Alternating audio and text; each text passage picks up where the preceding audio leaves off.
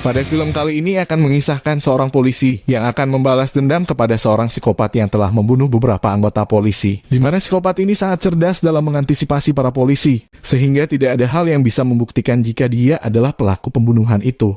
Lalu bagaimanakah cara si polisi dalam mengungkap kasus pembunuhan tersebut? Oke, tanpa berlama-lama, saya mengucapkan selamat menonton.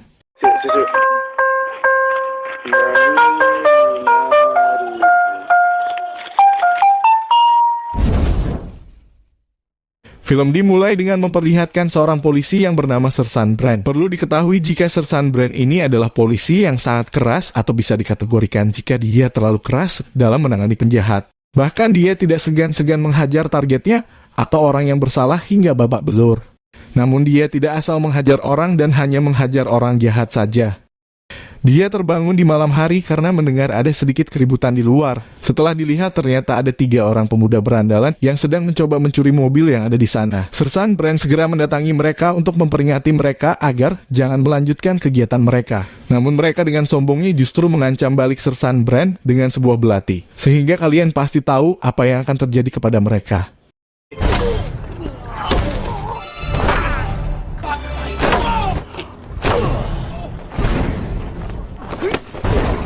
Beberapa hari kemudian, terlihat surat kabar yang memberitakan beberapa aksi kekerasan yang dilakukan oleh pihak polisi yang semuanya dilakukan oleh Sersan Brand.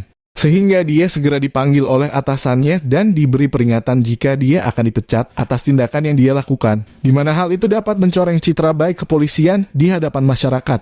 Namun Sersan Brand yang sejatinya memiliki watak yang keras justru mengancam balik jika dia sampai dipecat. Maka dia akan melakukan tindakan yang lebih buruk dari apa yang telah dia lakukan sekarang.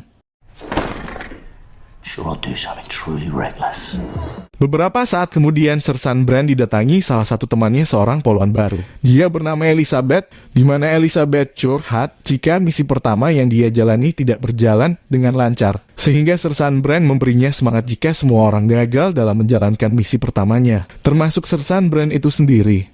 Beberapa saat kemudian Sersan Brand didatangi oleh atasannya yang lain, yang marah kepada Sersan Brand karena telah menghajar 3 pemuda hingga babak belur. Namun Sersan Brand mengatakan jika 3 pemuda itu akan mencuri mobil yang ada di sana.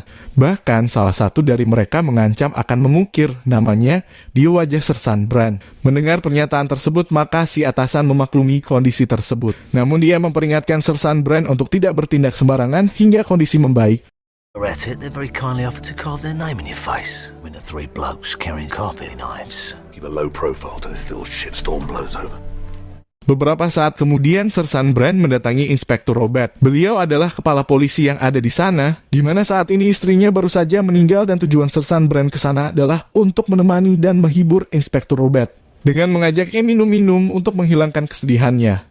Beberapa saat kemudian di sebuah jalan yang sepi, diperlihatkan seorang poluan yang sedang melakukan patroli. Wanita ini bernama Sandra, dan beberapa saat kemudian datanglah akar masalah dari film ini di mana orang ini memiliki gangguan psikopat dalam dirinya. Saat ini dia belum diperkenalkan namanya, jadi kita panggil saja si pembunuh. Di mana si pembunuh berpakaian serba hitam dan menggunakan jaket untuk menutup kepalanya. Dan beberapa saat kemudian, dia menembak Sandra tepat di lehernya yang membuatnya tidak langsung meninggal melainkan kejang-kejang terlebih dahulu karena tidak bisa bernafas dan tewas dengan darah yang mengalir di tengah derasnya hujan. Keesokan harinya di kantor polisi, diperlihatkan seorang pria yang dipromosikan untuk menjadi kepala inspektur menggantikan Inspektur Robert, di mana Inspektur Robert akan memperpanjang cutinya setelah istrinya meninggal. Orang ini bernama Inspektur Nas. Beberapa saat kemudian si pembunuh sedang menelpon seorang wartawan yang bernama Dunlop, di mana si pembunuh menceritakan tentang pembunuhan yang akan dia lakukan kepada anggota polisi agar diterbitkan oleh Dunlop di surat kabarnya. Beberapa saat kemudian kita akan diperlihatkan wajah dari si pembunuh yang diketahui bernama Barry. Dia mendatangi polisi yang sedang patroli di sebuah mobil dan mengajaknya berbicara sebentar. Dan tanpa rasa bersalah tiba-tiba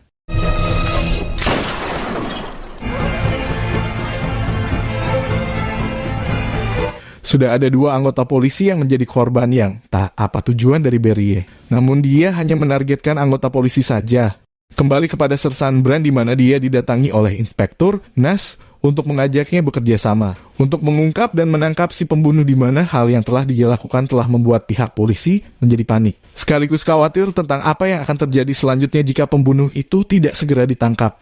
Mereka berdua segera mencari petunjuk apapun tentang si pembunuh, di mana Inspektur Nash mencari secara data yang telah ditemukan oleh pihak kepolisian, di mana si pembunuh ternyata adalah orang yang cerdas dan tidak asal tembak, di mana dia selalu membelakangi kamera ketika menjalankan aksinya. Sementara Sersan Brand akan bergerak di lapangan dengan menanyai salah satu penjual senjata yang ada di sana, untuk menanyakan kepada siapa saja dia menjual senjata yang digunakan oleh si pembunuh. Namun semua hal itu tidak membuahkan hasil sedikit pun. Kemudian Sersan Brand menemui seorang gelandangan yang agar lebih gampang kita panggil saja Jarwo. Pada awalnya Jarwo meminta imbalan atas informasi yang akan dia berikan. Namun sangat disayangkan karena dia meminta pada orang yang salah, di mana Sersan Brand justru menyakitinya dan balik mengancamnya, sehingga Jarwo segera mengatakan jika dia mengetahui ada orang gila yang merupakan anggota Peacock Gym yang membakar anjing polisi, yang ketika ditanya dia mengatakan jika hal itu untuk latihan, di mana orang inilah yang berpotensi menjadi pembunuh para anggota polisi tersebut. Jarwo tidak mengetahui siapa nama orang itu, sehingga Sersan Brand akan mencari informasi ke Peacock Gym. Beberapa saat kemudian Sersan Brand mendatangi Inspektur Nash untuk meminta saran mengenai masalah pribadi, di mana psikologi Sersan Brand sedikit terganggu, di mana dia mudah emosi dan sulit bangun dari tempat tidur, di mana itu adalah stres tingkat tinggi akibat pekerjaan, di mana Inspektur Nash juga pernah mengalami hal itu, di mana ketika itu dia sedang menangani kasus kejahatan oleh seorang pedofil, di mana Inspektur Nash telah mengetahui siapa pelakunya namun dia tidak bisa membuktikannya, sehingga dia membereskan orang itu dengan tangannya sendiri hingga dia tewas. Dia mengalami stres tingkat tinggi dan tidak masuk kerja beberapa hari. Dan ternyata ketika sedang bercerita, Sersan Brand telah tertidur karena kelelahan. We've got this paedophile on the loose in Holland Park. Same with a baseball bat till they fucking popped. Di tempat lain diperlihatkan Inspektur Robert sedang membeli minuman keras yang sangat banyak, di mana dia juga mengalami depresi bukan hanya karena istrinya meninggal, namun juga dia telah diminta untuk pensiun dini karena dianggap dia tidak akan mampu menjalankan tugasnya dengan baik setelah istrinya meninggal. Kembali kepada Sersan Brand, dia telah terbangun dari tidurnya kemudian menceritakan kepada Inspektur Nash jika dia telah mendapat informasi mengenai orang yang diceritakan Jarwo dan mereka akan memeriksa orang itu. Singkat cerita, sampailah mereka di apartemen milik Barry, di mana mereka segera memaksa masuk dan segera memeriksa tempat itu. Beberapa saat kemudian Sersan Brand teringat jika dia pernah menghajar Barry hingga babak belur di sebuah tempat biliar 1 tahun yang lalu. Mereka tidak menemukan apapun di tempat itu sehingga mereka segera pergi dari sana. Sementara Barry juga segera berkemas dan keluar dari apartemennya menuju sebuah parkiran dan meletakkan barang di mobilnya yang lain yang ada di sana. Dan kini dia bersiap untuk melanjutkan misinya. Di tempat lain diperlihatkan Inspektur Robert sedang berjalan kaki pulang ke apartemennya, di mana dia telah diawasi dan diikuti oleh Barry. Beberapa saat kemudian sampailah Barry di apartemen milik Inspektur Robert, di mana dia segera menodongkan pistol ke arah Inspektur Robert. Namun Inspektur Robert sempat melawan dan terjadi pertarungan sengit di antara mereka. Namun Inspektur Robert berakhir tewas dengan dipukuli wajahnya dengan palu hingga wajahnya tidak berbentuk.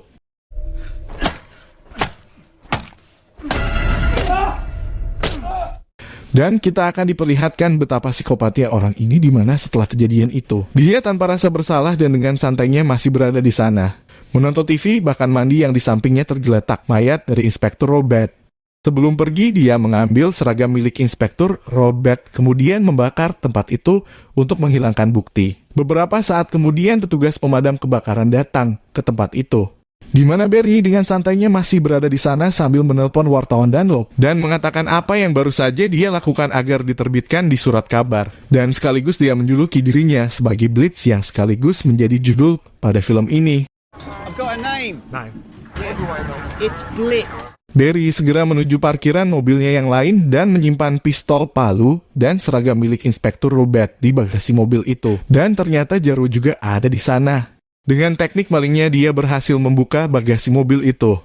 Dan dia berhasil menemukan bukti dan alat yang digunakan oleh Barry dalam pembunuhan itu. Kemudian Jarwo segera menelpon Dunlop dan mengatakan jika dia telah mengetahui orang yang telah melakukan pembunuhan itu. di mana Jarwo meminta uang sebesar 50.000 pound sterling atau senilai 890 juta rupiah untuk informasi tersebut. Kemudian dia mengajak Dunlop bertemu di suatu tempat. Sementara di tempat lain, Sersan Brand dan Inspektur Nash mencoba mencari barang bukti yang berhasil ditemukan polisi. Namun sebagian besar barang bukti itu sudah terbakar dan hanya menyisakan sepotong pakaian dengan tulisan Peacock Gym, di mana Inspektur Robert tidak pernah menjadi member di Peacock Gym sehingga sudah pasti itu adalah milik si pelaku. Di tempat lain, Sersan Brand segera memeriksa data milik Barry, di mana dia sempat beberapa kali ditangkap polisi namun itu hanya kejahatan ringan saja. Di tempat lain, Jarwo telah bertemu Dunlop di tempat parkir itu, di mana Jarwo menunjukkan alat dan seragam yang digunakan untuk pembunuhan itu, yang padahal Barry berada di belakang mereka dan telah mengetahui apa yang mereka lakukan.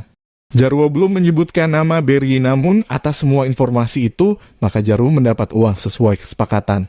Sementara Barry segera memindahkan barang-barang tersebut. Jarwo sangat senang karena mendapat uang yang banyak kemudian segera menghitungnya di sebuah toilet. Namun beberapa saat kemudian Barry datang yang membuat Jarwo menjadi ketar-ketir. Walaupun dia belum memberitahukan namanya, namun tentu saja sudah bisa ditebak apa yang akan dilakukan oleh seorang psikopat jika diganggu urusannya.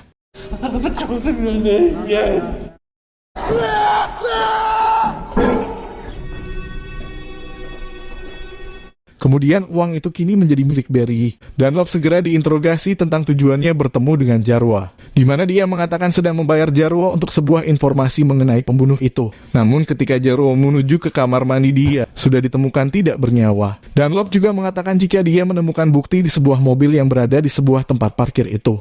Namun setelah diperiksa ternyata bukti itu sudah tidak ada. Sampai di sini benar dugaan mereka jika pelaku pembunuhan itu adalah Barry. Namun mereka belum bisa menangkap basah atau membuktikan jika Barry adalah pelakunya. Mereka segera memeriksa CCTV pada petugas yang ada di sana, di mana si petugas mengatakan jika penyimpanan pada CCTV tersebut telah penuh sejak 6 minggu yang lalu dan belum diganti sejak saat itu. Di tempat lain, Elizabeth sedang berkencan dengan seorang detektif bernama Craig pada sebuah rumah makan. Semua berjalan lancar dan setelah selesai makan, detektif Craig segera mengantar Elizabeth pulang dengan menggunakan mobil. Yang padahal mereka tidak menyadari jika Barry telah mengawasi mereka di luar restoran itu. Ketika hampir sampai terjadi sedikit percekcokan di antara mereka, sehingga Elizabeth tidak diturunkan di depan rumahnya. Yang menyebabkan Elizabeth harus berjalan kaki beberapa saat untuk menuju rumahnya. Yang entah kebetulan atau tidak, namun hal itu akan memudahkan Barry dalam menyerang Elizabeth yang sedang tidak bersama detektif Craig. Di waktu yang sama di kantor polisi, Sersan Brand sedang melakukan analisa tentang siapa saja petugas polisi yang pernah menangkap Barry. Dan hal itu akan membenarkan dugaan mereka kepada Barry, karena semua polisi yang dibunuh Barry adalah polisi yang pernah menangkapnya. Dan dari daftar itu terdapat nama Elizabeth, sehingga Barry memang sudah menargetkan Elizabeth sejak lama. Sersan Brand segera menuju rumah Elizabeth untuk mencegah pembunuhan itu. Kembali kepada Elizabeth, terlambat bagi Sersan Brand karena Barry telah berada tepat di belakang Elizabeth ketika dia akan masuk ke rumahnya. Barry segera menyerang, namun Elizabeth sempat melawan. Dan beberapa saat kemudian datanglah anak muda tetangga Elizabeth yang membantunya. Namun karena yang dihadapi adalah seorang psikopat, maka anak muda itu tewas di tempat itu dengan leher patah karena kepalanya diinjak. Terdengar sirine polisi sehingga Barry segera kabur dari sana sementara Elizabeth berhasil selamat. Keesokan harinya Sersan Brand dan Inspektur Nash yang telah memastikan jika pelakunya adalah Barry, maka mereka segera mendatangi apartemen Barry yang dulu sempat mereka datangi. Berharap mereka akan menemukan bukti pembunuhan itu. Namun mereka kalah satu langkah di belakang Barry sehingga mereka tidak menemukan apapun. Bahkan Barry juga sudah pergi dari sana. Beberapa saat kemudian mereka telah menemukan hotel atau apartemen tempat Barry menginap dan akan segera menyergapnya. Namun Barry telah menyadari kedatangan mereka dan segera kabur dari sana. Sersan Brand segera mengejar Barry dan terjadi kejar-kejaran yang sangat sengit di antara mereka hingga mereka sampai pada sebuah stasiun.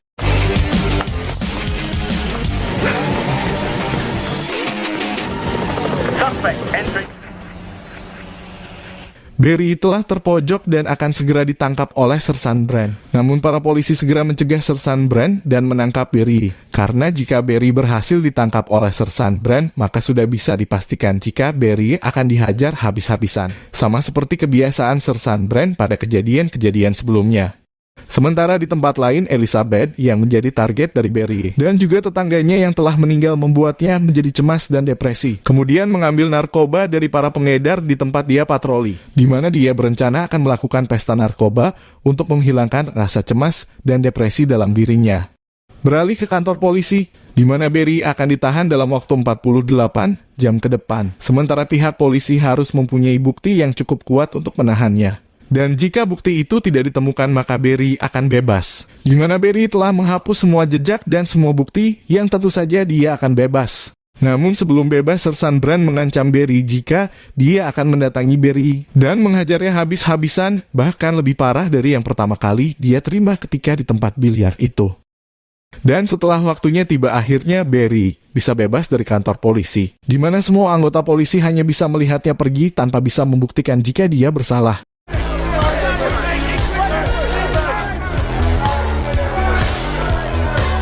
Kembali kepada Elizabeth, dia sedang melakukan pesta narkoba di mana detektif Craig dan Sersan Brand menuju rumahnya untuk menghentikan hal tersebut dan sekaligus memberikan pertolongan serta ketenangan dari ancaman Barry.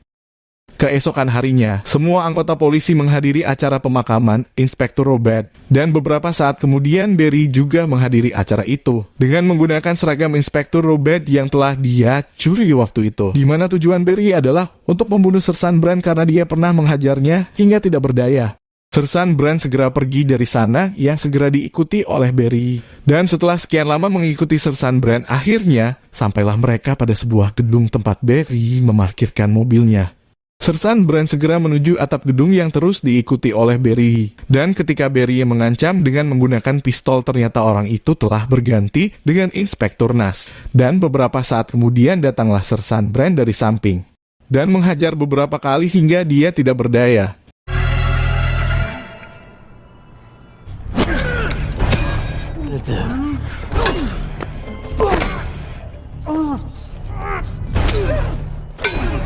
Di mana cara ini adalah satu-satunya cara untuk menghentikan Barry, karena Barry tidak bisa dihentikan secara hukum. Di mana dia akan selalu berhasil menghilangkan jejak atau barang bukti, sehingga dia tidak akan bisa dibuktikan jika dia bersalah. Dan beberapa saat kemudian, mereka segera pergi dari sana di mana tidak ada saksi di tempat itu dan juga penyimpanan CCTV di tempat itu juga belum diganti. Sehingga kejadian itu tidak ada yang tahu dan tidak bisa diurus secara hukum. Dan film pun berakhir. Pesan yang bisa diambil dari film ini adalah, jangan pernah macam-macam dengan Jason Statham. Oke, cukup sekian dulu, saya Sersan Brand mengucapkan terima kasih dan sampai bertemu di video selanjutnya.